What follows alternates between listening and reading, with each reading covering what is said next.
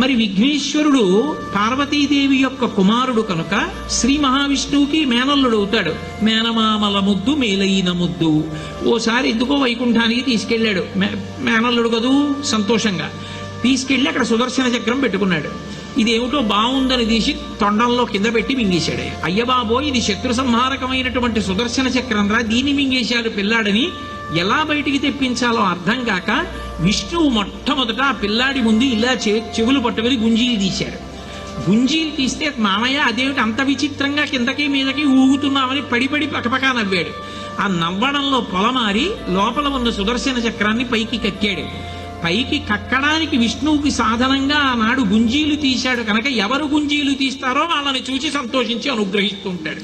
ఇప్పటికీ మీరు పాండిచేరి వెడితే పాండిచేరి రోడ్డు అంతా కూడా గుంజీలు తీస్తూనే కనపడతారు మీకు. విఘ్నేశ్వరుడి యొక్క పూజ అంత తేలిక. ఆయన